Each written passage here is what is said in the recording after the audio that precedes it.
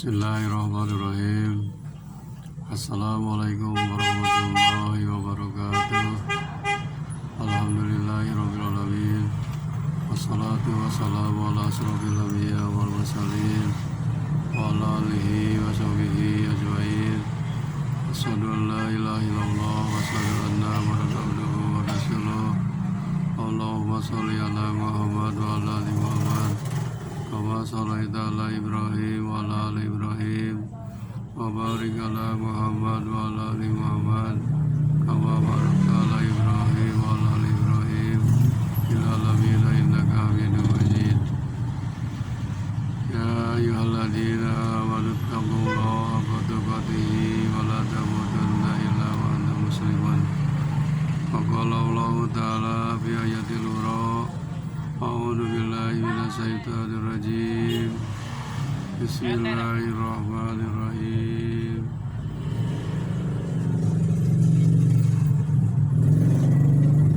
Wala tufsidu fil ardi innallaha la yuhibbul mufsidin.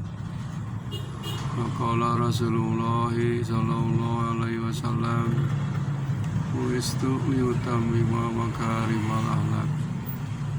Saudara-saudaraku yang dirahmati Allah SWT, alhamdulillah pada saat ini kita masih diberikan oleh Allah nikmat umur, nikmat sehat, nikmat iman dan Islam. Mudah-mudahan kita bisa mensyukurinya dengan cara melaksanakan segala perintahnya dan menjauhi segala larangannya. Amin ya Allah ya Rabbal alamin. Salawat serta salam mudah-mudahan dilimpahkan kepada Nabi kita Nabi Muhammad SAW, juga kepada keluarganya, para sahabatnya, dan kepada kita sebagai umatnya. Amin ya Allah ya Rabbal alamin. Hadirin rahimakumullah, dalam mukaddimah tadi saya bacakan ayat suci Al-Quran yang artinya, janganlah kalian berbuat kerusakan di muka bumi, sebab Allah tidak suka kepada orang-orang yang berbuat kerusakan. Kemudian disambung dengan hadis Rasulullah SAW, "Buistu liyutammima makarimal akhlaq." Kata Rasul, kami diutus ke bumi ini, ke dunia ini adalah untuk menyempurnakan akhlak manusia. Kalau berbicara akhlak, hadirin rahimakumullah, ada dua macam.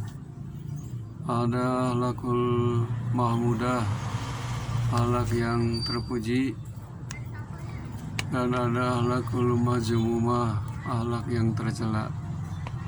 Pada saat ini saya akan sampaikan sekelumit atau sepintas tentang akhlakul mazmumah, akhlak yang berhubungan dengan perbuatan tercela. Maka dikasih judul temanya, hindari perbuatan ghibah, fitnah, namimah, hasad, dan riya. Apa itu ghibah? Ghibah itu artinya membicarakan aib seseorang. Dalam Islam termasuk perbuatan tercela, bahkan termasuk dosa, dan sebaiknya dihindari oleh kita. Apabila ghibah ini sering terjadi dalam bahasa pergaulan kita, atau yang disebut menggosip, bahayanya banyak. Yang pertama, bahaya dari ghibah, retaknya persaudaraan yang asalnya akrab menjadi jauh. Kedua, retaknya persahabatan yang asalnya setia jadi tidak setia. Ketiganya, retaknya kehidupan rumah tangga. Rumah tangga akan rusak, berantakan gara-gara ghibah. Keempatnya, jatuhnya harga diri. Harga diri kita jatuh, tidak dihargai oleh orang lain. karena sering berbuat ghibah. Kelimanya, rusaknya kepercayaan seseorang kepada orang lain. Orang sudah tidak percaya lagi karena kita disebut tukang ghibah, tukang gosip. Yang keenam, pahala baiknya habis diberikan kepada orang yang dighibahi. Rugi, pahala baik kita diambil oleh orang yang dighibahi oleh kita. Itu kerugian dari berbuat ghibah. Kemudian yang kedua, hindari perbuatan fitnah. Fitnah itu apa? Fitnah itu artinya aktivitas menyebarkan berita tanpa kebenaran.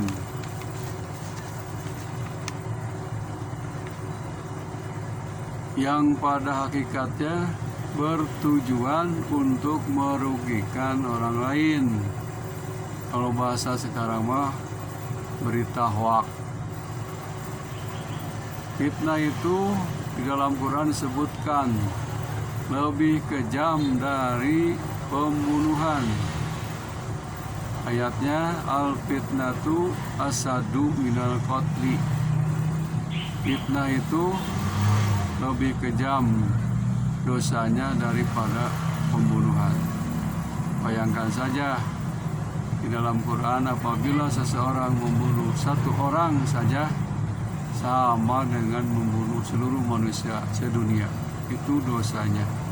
Maka hindari berbuat fitnah ini, menyebarkan berita tanpa kebenaran. Fitnah itu juga bisa menimbulkan penyesalan dan dosa besar. Di dalam Al-Quran surat Al-Hujurat ayat 6 disebutkan, maka di situ jangan banyak berprasangka buruk, kemudian jangan menggunjing, berbuat hasud dan dengki iri. Itu semuanya perbuatan tercela yang harus dihindari oleh kita. Dan fitnah itu lebih berdosa daripada tidak taat. Sudah jelas tidak taat kepada Allah dan Rasul sudah dosa. Ini fitnah lebih besar dosanya daripada itu. Kemudian fitnah itu seseorang tidak akan masuk surga. Sebab surga ini bagi orang yang suci dan bersih. Bagi orang yang suka menyebar fitnah, tempatnya bukan surga, tapi neraka jahanam. Kemudian orang yang suka fitnah itu akan mendapatkan balasan. Balasannya yaitu akan dilemparkan ke api neraka jahanam. Kemudian fitnah itu akan rugi besar. Di samping merugikan orang lain, bisa merugikan diri sendiri, merugikan keluarga, dan merugikan masyarakat luas. Saudara-saudaraku, yang harus dihindari perbuatan tercela yang ketiga adalah namimah. Apa itu namimah? Namimah itu kalau bahasa kita mah adu domba, atau bisa bermaksud mengabarkan keburukan seseorang kepada orang lain dan menghasut di antara mereka supaya timbul permusuhan, persengketaan. Rasul bersabda, la yadkhulul jannata qatatun, tidak akan masuk surga orang yang suka mengadu domba. Kalau bahasa kerennya sekarang adalah provokator. Dia itu bermuka dua agar terjadi permusuhan, sama dengan orang munafik. Nah, jadi hindari itu. Namimah, adu domba, berbahaya. Yang asalnya orang itu rukun, damai, datang provokator, bisa jadi kacau, bermusuhan, perang malahan. Jadi kita harus hindari perbuatan namimah. Yang keempatnya yang harus dihindari oleh kita adalah perbuatan hasad. Apa hasad? Hasad itu rasa benci dalam hati terhadap kenikmatan orang lain dan disertai dengan maksud agar nikmat itu hilang atau berpindah kepadanya. Jadi orang hasad itu bisa dikatakan dengki atau iri kepada orang lain. Malahan nikmat yang ada di orang lain itu dalam hatinya supaya cepat hilang. Hilangnya mau itu hilang dirampok atau kebakaran, maunya pindah kepada dirinya. Itulah orang yang hasad. Makanya dalam Al-Quran disebutkan di dalam Al-Quran surat Al-Falaq, A'udzubillahi minasyaitonirrajim, Bismillahirrahmanirrahim, Qul a'udzu birabbil falaq, min syarri ma khalaq, wa min syarri ghasiqin idza waqab, wa min syarri nafasati fil 'uqad, wa min syarri hasidin idza hasad. Kita harus berlindung kepada Allah dari orang yang hasad. Mudah-mudahan kita dijauhi dari sifat hasad. Yang kelima adalah riya. Riya ini perbuatan tercela atau yang disebut akhlakul mazmumah. Apa itu riya? Riya itu memperlihatkan atau pamer kepada orang lain dengan maksud agar orang lain melihatnya dan akhirnya memujinya. Jadi ibadahnya, perbuatan amalnya tidak karena Allah, bukan lillahi ta'ala, tapi ingin dipuji, ingin dilihat orang lain. Ini berbahaya. Bahasa Sunda capek gawe teka pake, kerja terus tapi akhirnya pahalanya tidak ada.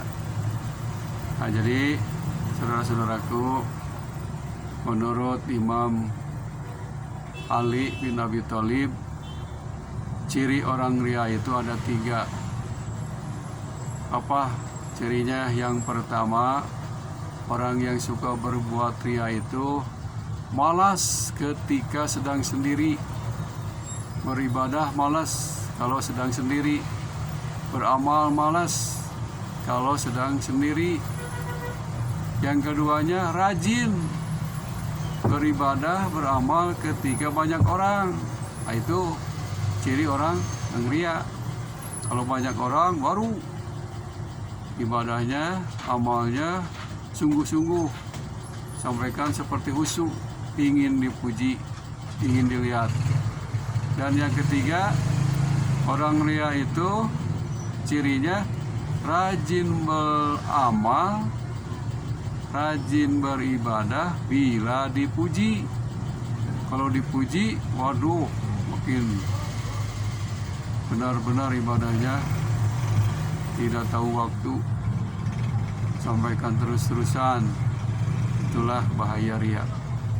Makanya kata Rasul, riya ini termasuk syirik asghar, musyrik yang kecil, berbahaya. Jauhi, hindarkan sifat-sifat riya ini yang ada pada diri kita. Saudara-saudaraku, mudah-mudahan 5 perbuatan tercela ini kita dijauhi dan harus kita hindari. Tadi yaitu pertama, ghibah, membicarakan kesalahan atau aib orang lain. Kedua, yaitu fitnah, menyebarkan berita tanpa kebenaran. Ketiganya adalah namimah, yaitu adu domba. Yang keempat adalah hasad, rasa benci dalam hati atau dengki. Yang kelimanya riya, memperlihatkan atau pamer kepada orang lain. Mudah-mudahan kita semua dihindari, dijauhkan dari sifat-sifat ini, dan mudah-mudahan ini menjadi ilmu bagi kita dan bisa diamalkannya. Rabbana atina fid dunya hasanah wa fil akhirati hasanah wa qina adzabannar. Wabillahi taufiq wal hidayah. Wassalamualaikum warahmatullahi wabarakatuh.